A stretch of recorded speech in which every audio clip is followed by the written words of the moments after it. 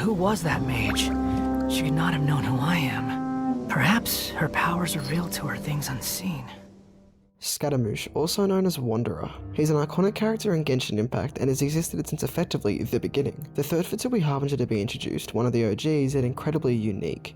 In this video, I'll be effectively praising him through talking about his amazingly realistic development, explaining how he is in his role in the story, and well, yeah, he's cool. A masterpiece even. He has the best character development in all of fiction ever. Big statement. The structure of the content you're about to consume will be the same as my video on Childe, which you should also watch. I'll be going through his individual appearances with interlude-style drops of info and external analyses in said interludes. It's like a break from the main adventure. You're on a train and these are the stops between each destination. However, I'll stop yapping as I think it's time to hop in straight away, since, well, I'm excited. Like, subscribe, join the membership, even follow my Instagram, and let's get it ASAP. Spoilers ahead, by the way.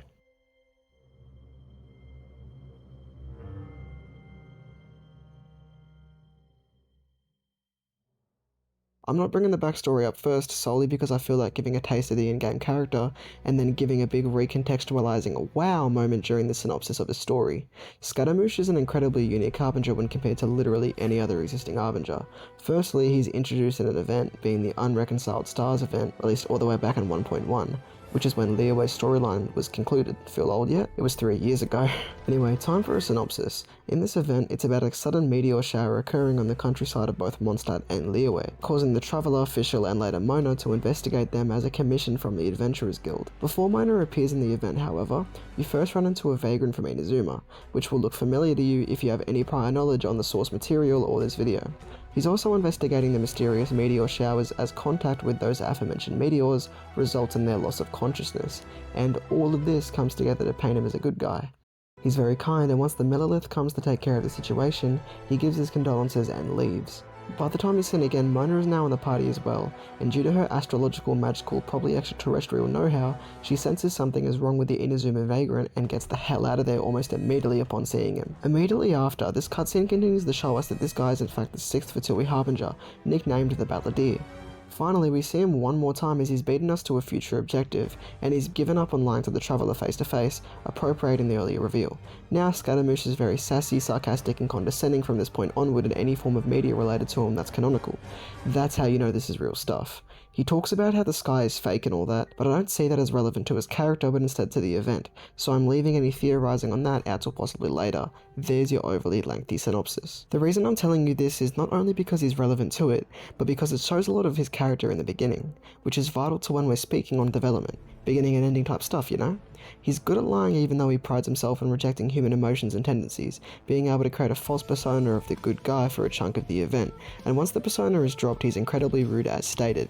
That is his real personality. Instead of talking quickly, considerately, and in a friendly manner, he always sounds disappointed, unfulfilled, and unsatisfied with the world around him, including the player themselves of course. He's slower with more spite in his tone, which is for good reason. Once we get to that in the next section, I want to talk about his sudden nature once again, as it's very relevant to his development through the fact that, in a way, he starts as even more unbearable and toxic than the other Harbingers, not even liking his subordinates in the Fatui. The other Harbingers are all upfront about their objectives and affiliations with the organization, pretty clear when that big title card appears each and every time. Even Childe casually tells the Traveler, but Scara hides it. Of course, for good reason, but it says a lot about the guy. Much like the Fatui, he can resort to underhanded tactics and manipulate a little, hence why he's so difficult to trust for majority of the game so far. However, I haven't talked about that so far part yet. He's also put in an extreme position of power, even awakening from the unconsciousness caused from the meteors on his own regard. Rarely do we see Harbingers committing their underlings besides in obscure and out-of-game forms of advertisement such as the Child's Character Tales video, or, well, that's it.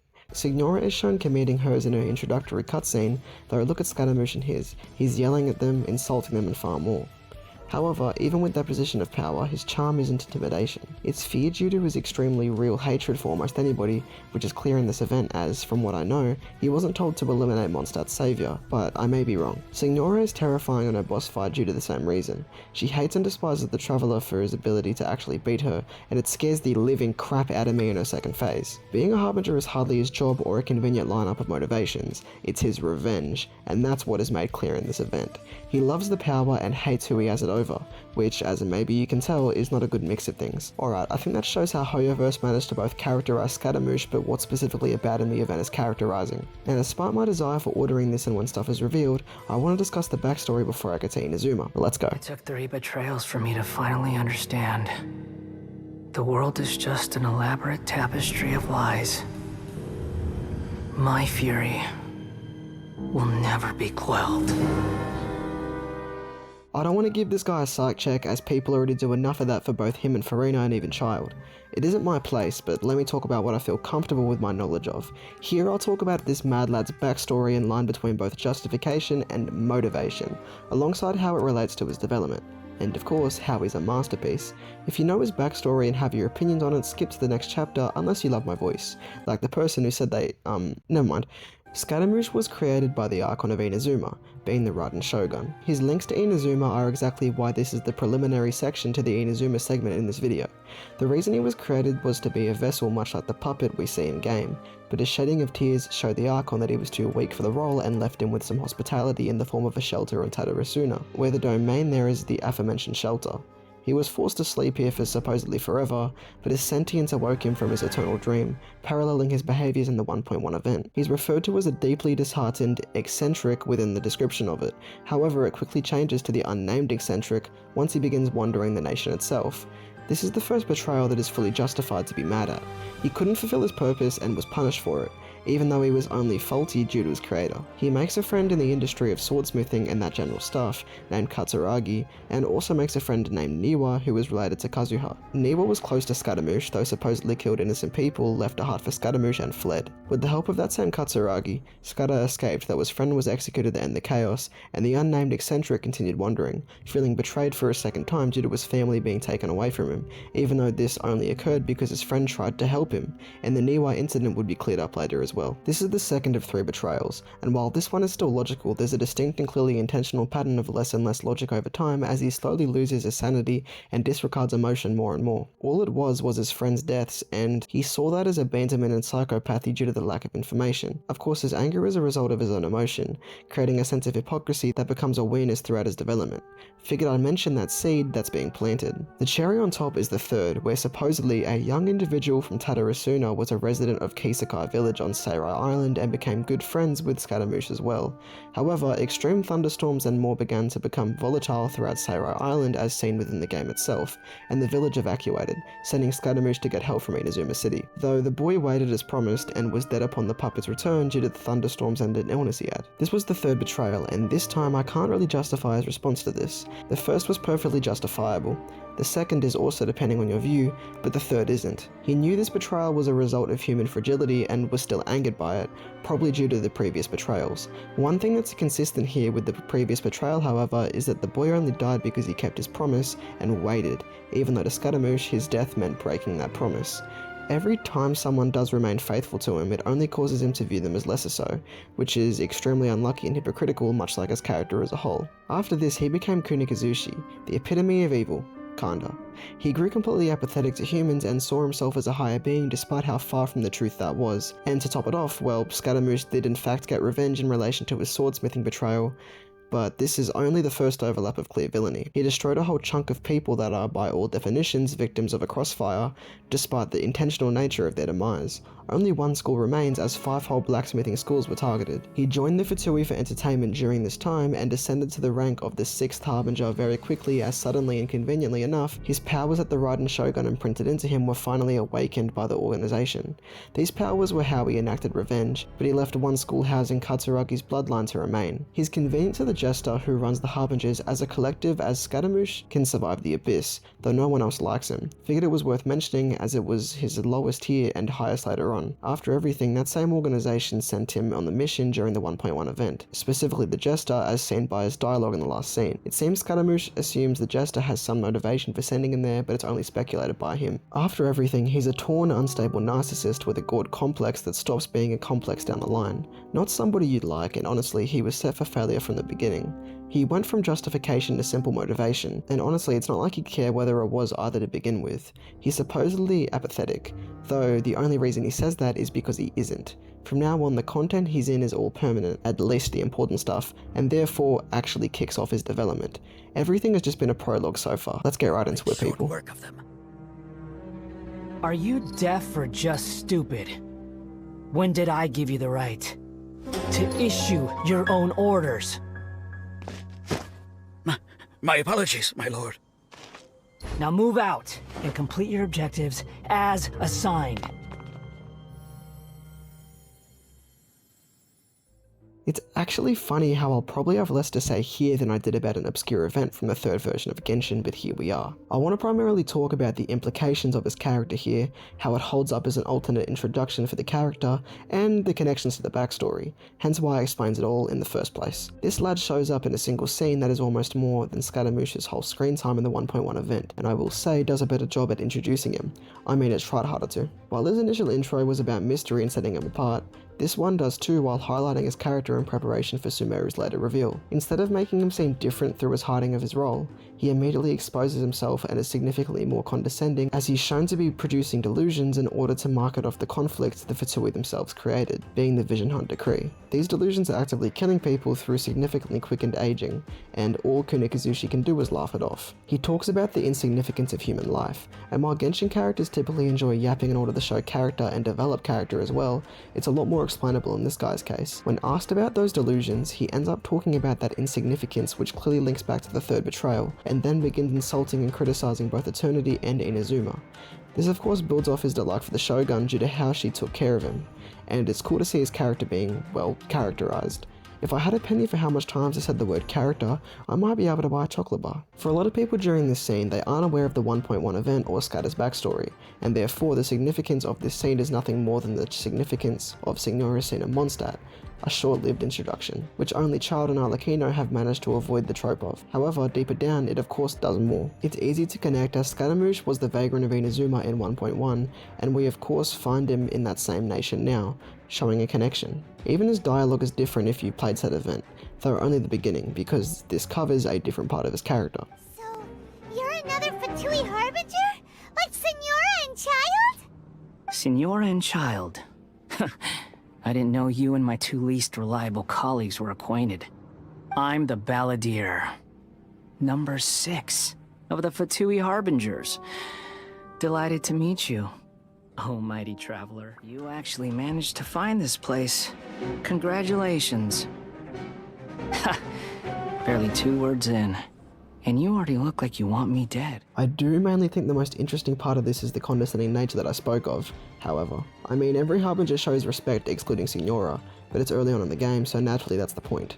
She's a plot device to show how the Traveler has developed in the first 3 arcs, but Scaramouche shows up to make you feel insignificant and small right before your showdown with her. He's a short midget calling you weaker than he thought and making sarcastic remarks of your deeds done in other nations, which is clearly out of hating obnoxious compliments, since he feels exactly the same about Capitano according to his voice line about him. The ever-righteous captain, the brave and fearless captain, the nigh invincible captain.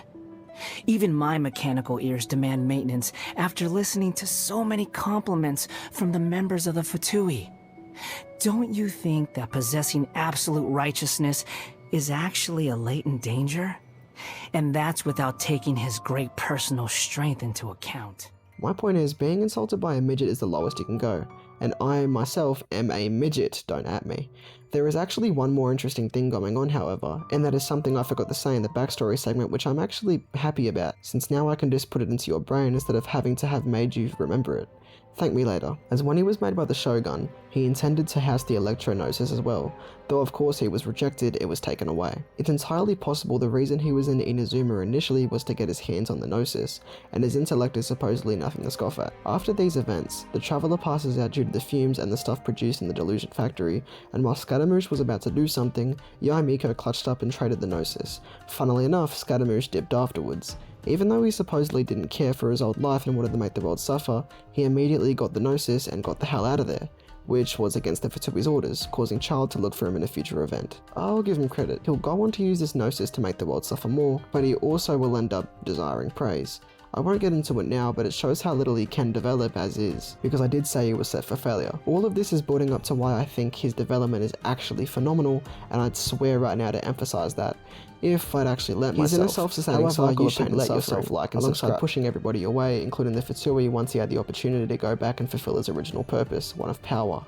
The reason for this is because he himself projects his backstory onto others, and his backstory itself is made to center around the 3 betrayals, showing that he most likely only sees the bad in people, and probably suspects the various ways they'll betray him. So, how did that play out? Well...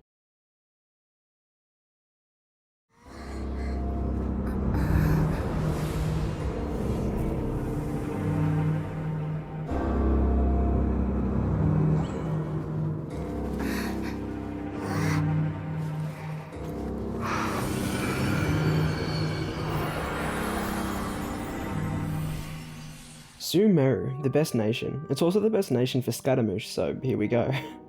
This guy not only amplified Signora's intimidating presence in Inazuma, but made Dottore significantly more important to Sumeru. While he's a villainous presence, his most important feat is creating a gourd out of our boy that I've been yapping on about for at least 10 minutes by now. This is peak Scaramouche, but also the end of Scaramouche. However, that's for the next section. For now, just remember anything that Scara has done has led up to this moment. The moment he's fulfilled his purpose, and it's where his development begins too. Well, begins right after. Though for now, let's discuss his peak and not his aftermath. Many distractions and red herrings have been unfolding over the course of this story, whether it be forbidden knowledge, the sages, or Dottore. However, while they all seem disconnected at first, they all overlap at one intersection point, the Gourd of Arcane Wisdom, Scaramouche. The existence of what once called itself Kunikuzushi appears infinitely small and ugly.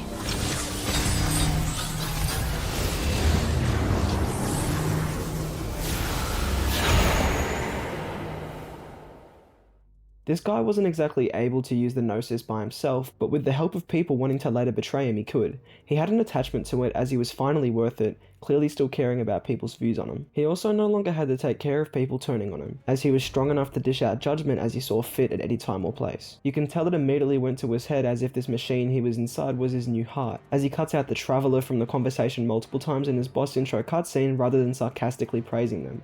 He can now give his treatment to the Dendro Archon instead of a normal individual. It's cool how at this moment, he had technically surpassed his original purpose of a vessel and puppet and became an Archon himself, so I don't blame him for his massively inflated ego. However, this is short-lived as the Dendro Archon creates a never-ending loop for the Traveler to learn his skill set and destroy Scaramouche once and for all. He wasn't divine mentally, only physically. Everything he's ever tried to have after his opportunities at human life have been artificial. Whether it be his artificial powers, nickname, or man-made godhood, he's never been human or real ever since his 3 betrayals. To me, this solidifies how much of a lost cause he is from developing, and really shows that endless cycle stuff. I think a reason Sumeru's story was so innovative at the time was of course because of the 5 acts and longer runtime, but also because of this hothead. He's brought relevance from the pointless and irritating Inazuma, alongside using that to create a whole new concept of artificial gourds.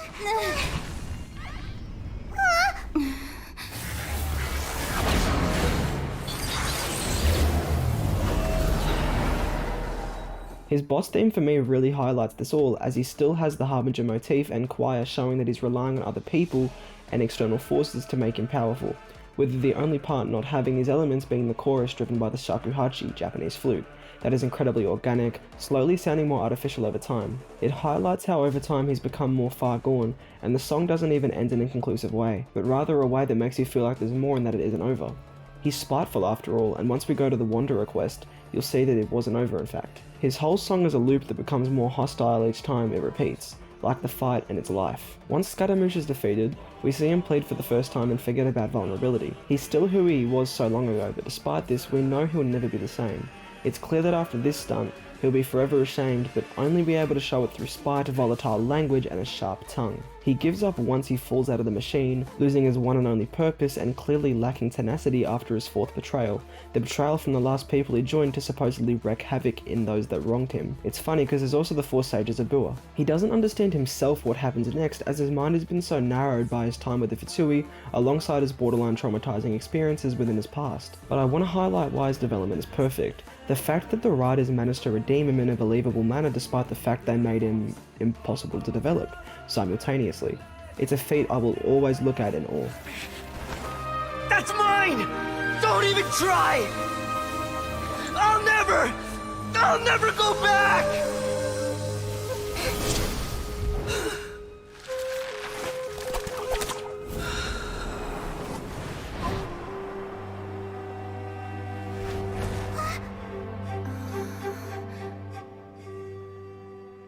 After the intense boss fight that occurred in Act 5 of Sumeru's Archon questline, the only thing we're told is that Nahida has been taken care of.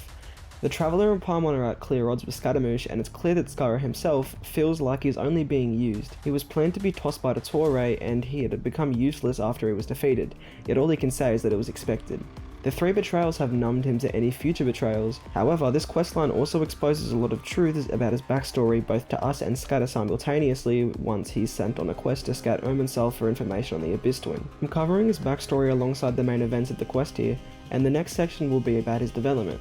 He's very skeptical but knows he's useless now and continues to do as he's told, albeit with an attitude towards the Traveler. He suspects he'll be betrayed again, but what he finds is terrific.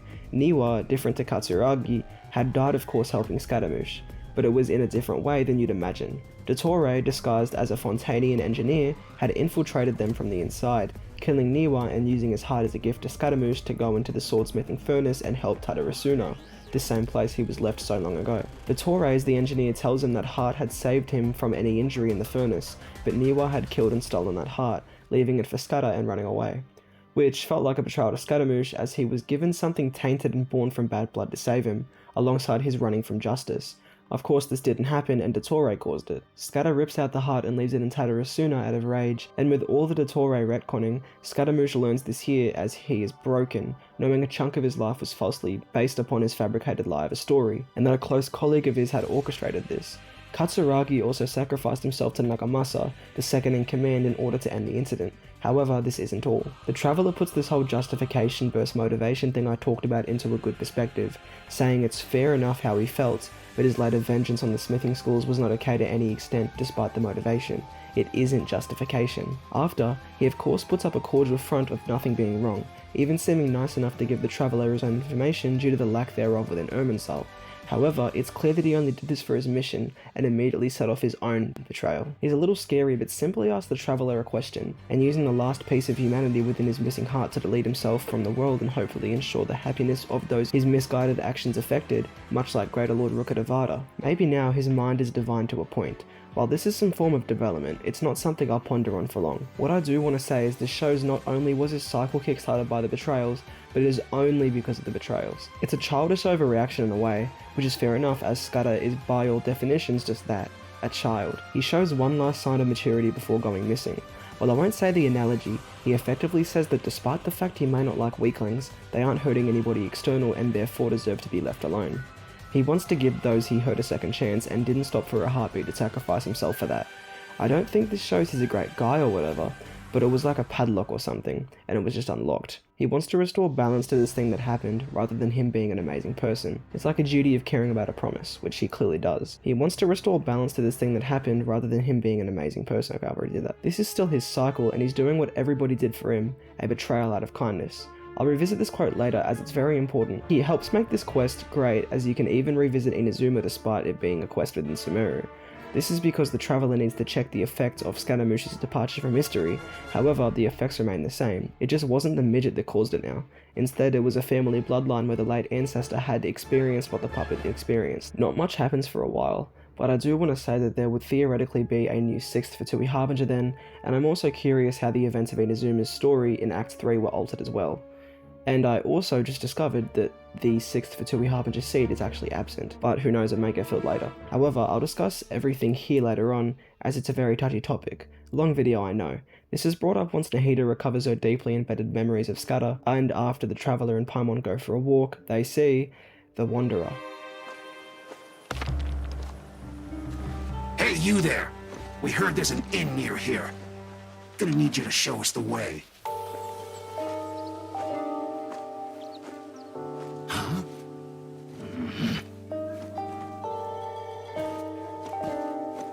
Won't ask twice. 2 big strong Fatui, asking me to be their chaperone. Is this some kind of joke? Think you're funny, do you? You'll regret that!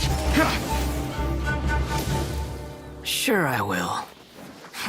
The Traveler figures something out, that even Rukkhadevata had to reincarnate herself and couldn't be fully erased, so naturally Scara would need to play by these rules too. The Wanderer is the reincarnation of Kabuki Mono, and he's a completely different person, working for free as a thank you for things like shelter alongside no sarcasm or attitude in the slightest. He's the innocent puppet that Scara was at birth, and even his attire is different. It's blue, black and white instead of purple, red and black. He's still a puppet though. He's living a paradox and contradiction, being extremely kind and gullible, being inhuman for all the opposite reasons to his previous life. This is, in a twisted way, development, and if you don't know what happens, you could be irritated upon assuming this is how it will always be, but the best part hasn't happened yet. Instead of being Scaramouche who is permanently rooted in this backstory, the Wanderer calls himself a plant with no roots, trekking to that to train himself. He's ignorant to all the previous events. However, he does still care deeply about truth, and Nahida describes his previous incarnation effectively. One that hates gods and humans, was almost hurt so hurt others, and believed in the lack of a heart. Wanderer is extremely mature, saying he cannot judge all of these things in black and white. The good stuff begins now, as he wants to see his old memories. This is what I call some of the best forms of character development in fiction. Paralleling the Ermin-style stuff from earlier in the quest, the Traveler and Paimon supervise the Wanderer as he watches old memories, though he remains humble as it begins. It's beautiful.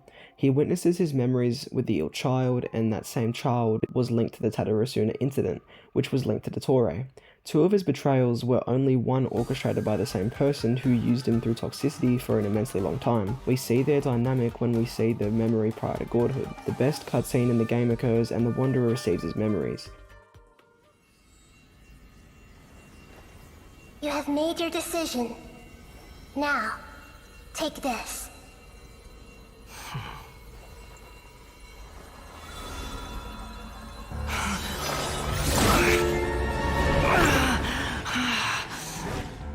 Set him free. A puppet? What's he doing here? You're a human as far as I'm concerned. Everyone's here. Wonderful. What a fine blade. Nagamasa will be thrilled. This scene unfolds in the same way his initial learning of Dottore's influenced it as well, glitchy effects taking over as he loses himself. Suddenly, the God of Arcane Wisdom returns as an enemy, and it's the Wanderer's job to overcome his sin.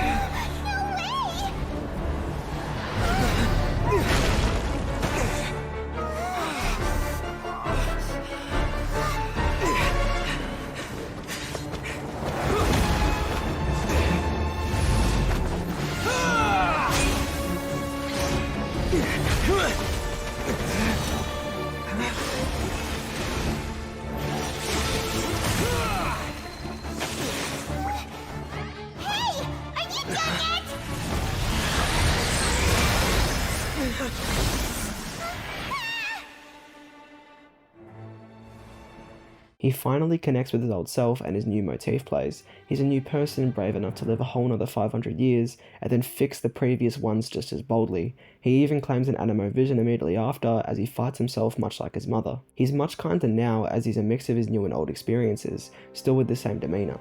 Paimon calls it a long journey, which leads to my new point. It feels earned. It took a while and its origin from a whole new realm of deleting yourself, dreams and more enables it to feel awesome. Using alien concepts makes doing an alien thing feel just a bit more natural if it's done right.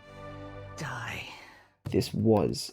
Who he's found himself with now is a parallel to the Fatui. Nahida compares herself to the Doctor and the Wanderer does call them the good guys. This doesn't feel like some cheap temporary nation cast, it feels like they're almost a part of your travelling gang in a way. Nahida teaches the Wanderer many things and says that she will continue searching for info on the Abyss Twin. The Wanderer says too that he's going to repay the Traveller as they did him a favour by going to Inazuma that one time. He finally says he'll be helping from behind the scenes from now on, and you can name him. According to the poll I posted with only one option that is a nickname, McDonald's won. So I'm calling him that for the rest of the video. Overall, his development is lit, and there's one more thing I need to talk about, the future. I hope this is more than just a backstory recital to you because I tried to bring my thoughts to the table and wanted to talk about the guy. His quote from earlier remains true to him, of course. Okay, let's talk about what's to come in the future.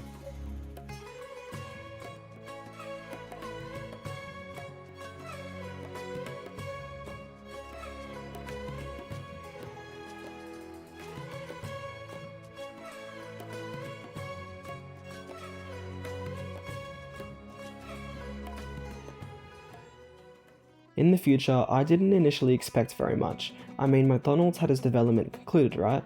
Well, yes. However, the dialogue in the Wanderer quest alongside his relevance to the Fatui, Abyss, and use in future events like the Parade of Provenance showed me something. McDonald's development and character isn't done yet. He's still got to compose himself, and a character formed from two different characters isn't something I've ever seen, unless you want to count Fossils from way back when before Furina existed. McDonald's manages to also keep the past relevant as well, not just the future. Not only did he paint Dottore as a main antagonist, justifying his inclusion in Sumeru furthermore alongside the Fatui's aura of intimidation, but he'll be keeping Inazuma relevant for pretty much ever. I find that Ermin-style stuff really interesting overall, and I'm very interested in if the 6th Harbinger seat will be refilled since there's a negative 10 of them at this point, and there's still a space now after McDonald's deletion. The new McDonald's isn't clearly, so who is?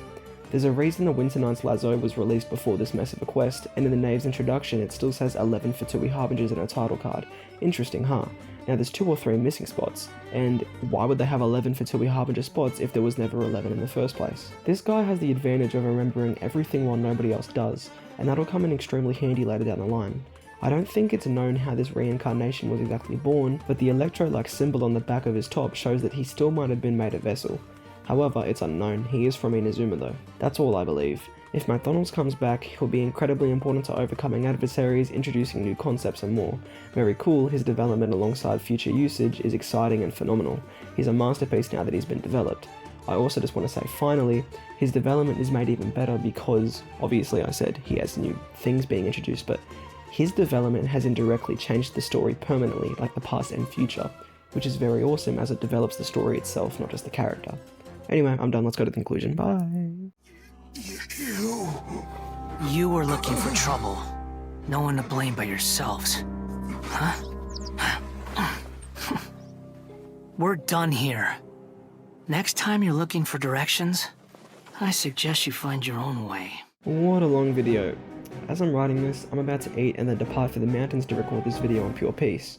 Spoiler alert, I didn't because it was storming and hailing. This script took time and effort with a lot of research, but it was fun and I hope it goes well. If you enjoyed this, like, subscribe and join the membership, even follow my Insta that's linked in the bio because why not? I love McDonald's. The food and the character, at least one's healthier than the other. Hopefully we see more of the guy later so I can say I told you so. Peace out, gang. And also, instead of going to the mountains after writing, I'm gonna go hang out with my best friend now. Okay, goodbye. Love you all. Yeah, bye.